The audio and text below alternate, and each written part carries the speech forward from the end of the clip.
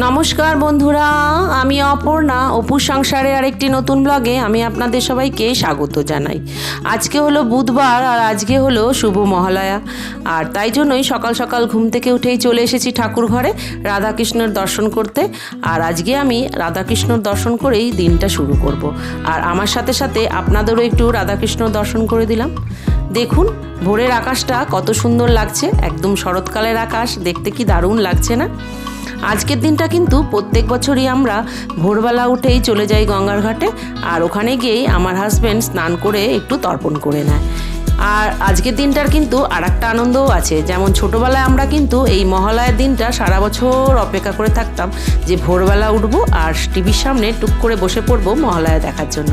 কিন্তু আজকালকার বাচ্চাদের মধ্যে সেই উৎসাহটা আর নেই। আমার মতন আপনারাও আমাকে জানাবেন কার কার ভোরবেলা উঠে মহালয়া দেখার একটা আলাদা আনন্দ ছিল, সেটা কিন্তু আমাকে অবশ্যই কমেন্ট করে জানাবেন। আসলে কি জানেন, আমাদের জেনারেশন অবধি একটা আনন্দ ছিল যে ভোরবেলায় উঠেই টিভির সামনে বসে পড়তাম মহালয়া দেখার জন্য। আজকালকার বাচ্চাদের মধ্যে কিন্তু সেই আনন্দটা আর দেখা যায় না। যাকগে সেসব কথা, তাহলে চলুন এবার আমরা বেরিয়ে পড়ি গঙ্গায় ঘাটে যাওয়ার জন্য। এই যে বেরিয়ে পড়েছি, চলুন তাহলে গঙ্গায় গিয়ে দেখা হবে। এই যে চলে এসেছি দেখুন গঙ্গার ঘাটে। দেখুন সকাল সকাল গঙ্গার ঘাটে কি ভিড় না কি ভিড়, বাপরে! আর একদম গঙ্গার চারিদিকটা দেখুন কত সুন্দর লাগছে দেখতে। আর আমার হাজব্যান্ডও তৈরি হয়ে স্নান করে বসে পড়েছে তর্পণ করতে। এই যে দেখুন এখানে একটা রাধাকৃষ্ণের মন্দিরও রয়েছে। ব্যাস হয়ে গেছে তর্পণ, এবার তাহলে চলুন। এই যে রাস্তায় দাঁড়িয়ে আবার একটু চাও খেয়ে নিলাম মাটির ভাঁড়ে করে। চা খেতে কি দারুণ লাগে না বলুন? আর এরপরেই আমরা বেরিয়ে পড়ব একটু বাজার করে বাড়িতে।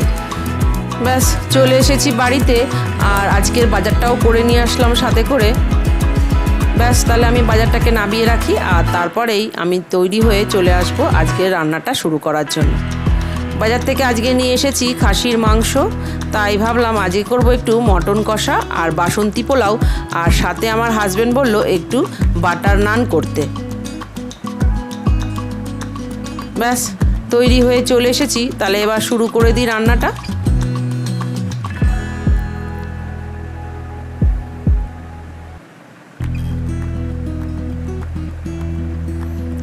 সবার প্রথমে আমি মাংসের মশলাটাকে রেডি করে নিচ্ছি। এখানে আমি নিয়েছি আদা আর রসুন, আর সাথে নিয়ে নিলাম কয়েকটা কাঁচা লঙ্কা আর কিছুটা গোটা গরম মশলা, নিয়েছি কয়েকটা এলাচ, কয়েকটা লবঙ্গ, একটা দারচিনি, আর নিয়ে নিয়েছি কয়েকটা গোলমরিচ। ব্যাস মশলাটা আমার রেডি হয়ে গেছে, এবার আমি রান্নাটা শুরু করি।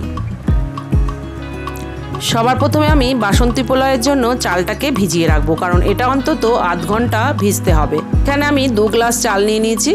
চালটাকে আমি ভালো করে ধুয়ে এর জলটা ফেলে দিয়ে কিছুটা জল দিয়ে এটাকে ভিজিয়ে রেখে দেবো আধ ঘন্টার জন্য। এবার চলুন মাংসটাকে বেছে ফেলি, কারণ দোকান থেকে এরা মাংসটাকে কিন্তু ভালো করে বেছে দেয় না, তাই জন্য আমাকে বাড়িতে এসে একটা একটা করে ভালো করে বেছে নিতে হয়। ব্যাস হয়ে গেছে মাংসগুলো বাছা, আর ভালো করে ধুয়ে নিয়ে এবার চলুন মাংসটাকে ম্যারিনেট করে নিই। যে মশলাটা বেটে রেখেছিলাম আদা রসুন আর লঙ্কা আর গরম মশলা, সেই মশলাটাকে দিয়ে দিলাম, আর দিয়ে দিলাম কয়েকটা গুঁড়ো মশলা, 1 চামচ ধনে, 1 চামচ জিরে, 1 চামচ শুকনো লঙ্কা, আর 1 চামচ হলুদ, আর কিছুটা পেঁয়াজ কুচি, আর দিয়ে দিলাম স্বাদ মতো লবণ আর একটুখানি তেল। সর্ষের তেল কিন্তু এখানে খুব বেশি দেওয়ার দরকার নেই, কারণ মাংস থেকে তো চর্বি আছে, সেই চর্বি থেকে কিন্তু অনেক তেল বেরোবে। ব্যাস হয়ে গেছে ওটা আমার ম্যারিনেট করা, ওটাকে আমি ঢেকে রেখে দিয়েছি। আর এবার আমি আলুগুলোকে ভেজে নেব। আলুগুলোকে আমি নুন আর হলুদ দিয়ে ভালো করে ভেজে উঠিয়ে নেব। আমি ভেবেছিলাম আজকে শুধু মটন কষা আলু ছাড়া করব, কিন্তু আমার হাজব্যান্ড বলল খাসির মাংসে আলুটাই নাকি ওকে খেতে ভালো লাগে, তাই জন্য আমি মাংসে আলুটা দিলাম। ব্যাস হয়ে গেছে আমার আলুটা ভাজা, এরপর আমি আলুগুলোকে এক এক করে উঠিয়ে নিলাম। এবার আমি এখানে মাংসের জন্য একটু বেরেস্তা ভাজা লাগবে, তার জন্য আমি একটু পেঁয়াজ কুচি ভালো করে ভেজে নিলাম।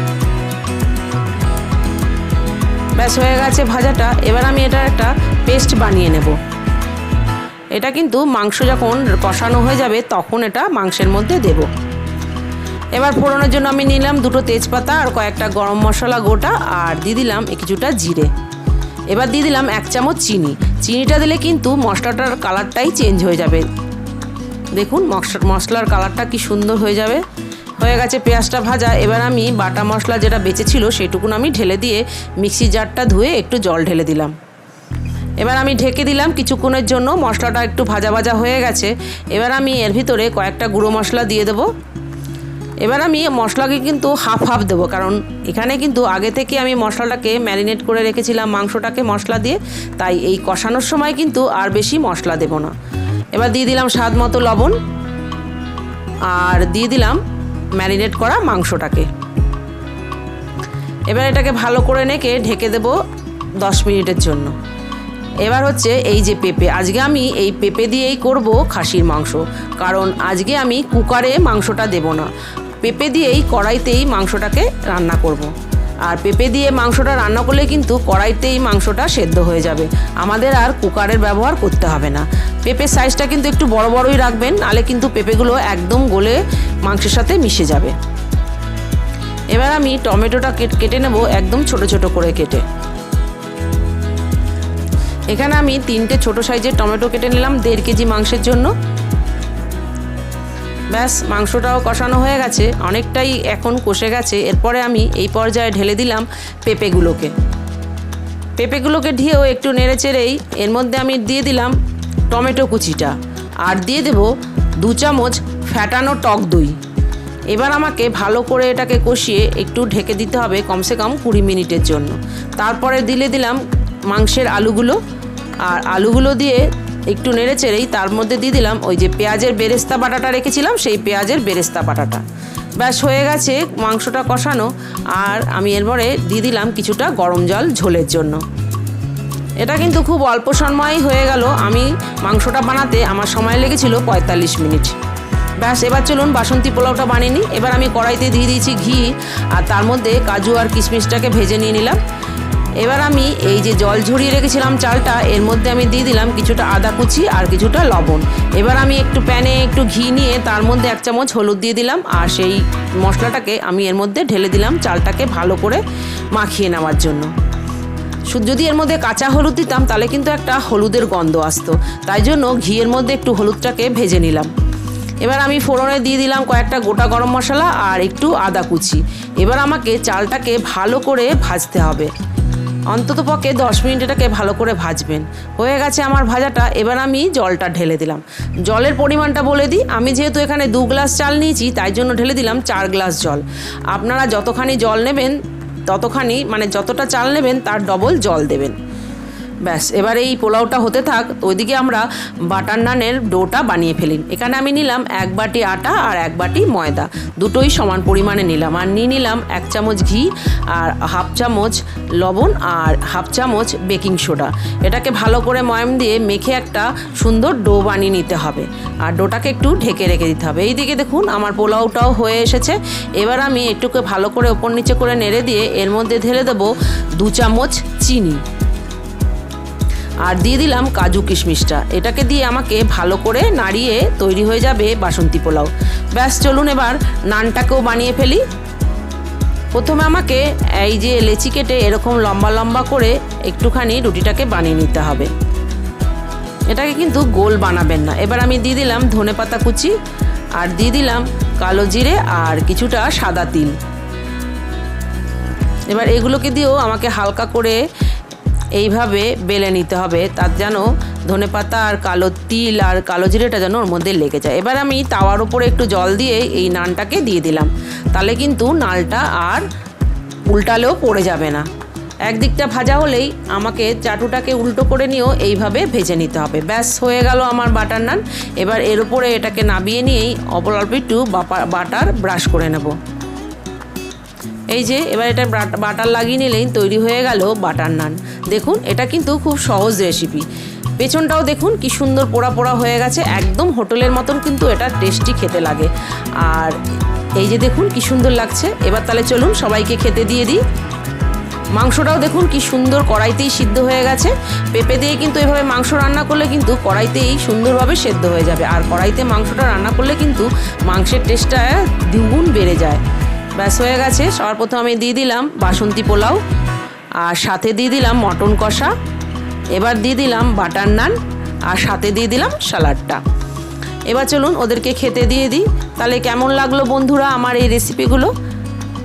যদি আমার রেসিপিটা ভালো লেগে থাকে তাহলে কিন্তু অতি অবশ্যই আপনারা এরকম করে বাড়িতে বানিয়ে খাবেন, আর আমাকেও কমেন্ট করে জানাবেন যে আমার এই রেসিপিটা আপনাদের কেমন লাগলো। আর আজকে আমার ভিডিওটা শেষ করার আগে আমার বৌমার একটা নাচ দিয়ে আজকের ভিডিওটা শেষ করি। ও কিন্তু আজকে এই মহালয়ার একটা সুন্দর আগমনীর নাচ দেখিয়েছে, আর এই নাচটা দিয়েই আর একটু দুঃখের বিষয় হলো কি জানেন, এই নাচটার গানটা আমি আপনাদের শোনাতে পারবো না, কারণ কপিরাইটের ভয় আছে। তাই জন্য আমি আপনাদের এই গানটা আমি শোনাতে পারলাম না। এই গানটা আমি মুখেই বলে দিলাম, জাগো দুর্গা জাগো দুর্গা। আর এই গানটা দিয়েই আমি বোঝাতে চেয়েছি যে আমাদের কিন্তু প্রত্যেকটা নারীরই আজকের দিনে অন্তত দেবী দুর্গাকে দেখেই শিখতে হবে যে যখন আমাদের পৃথিবীতে অসুরের অত্যাচার অনেক বেশি হয়ে গেছিলো, তখন কিন্তু দেবী দুর্গা তিনি নিচে এসেছিলেন অসুরকে বধ করার জন্য। আর আমাদেরও সেই দুর্গার মতনই আজকে প্রত্যেকটা মেয়েরই অসুর বধের দিন এসে গেছে। তাই কারোর ওপর ভরসা না করে নিজেকেই কিন্তু আমাদের প্রস্তুত থাকতে হবে আমাদের শত্রুকে দমন করার জন্য। আর আমার কথাগুলো যদি আপনাদের বন্ধুরা ভালো লেগে থাকে তাহলে আমার ভিডিওটাকে অবশ্যই একটা লাইক শেয়ার আর কমেন্ট করে একটা সাবস্ক্রাইব করে দেবেন। তাহলে আসি বন্ধুরা, দেখা হবে একটি নেক্সট ভিডিওতে। আর আমার বলার মধ্যে যদি কোনো রকম ভুল ত্রুটি হয়ে থাকে তাহলে কিন্তু অবশ্যই আমাকে ক্ষমা করে দেবেন। তাহলে আসি বন্ধুরা, দেখা হবে একটি নেক্সট ভিডিওতে।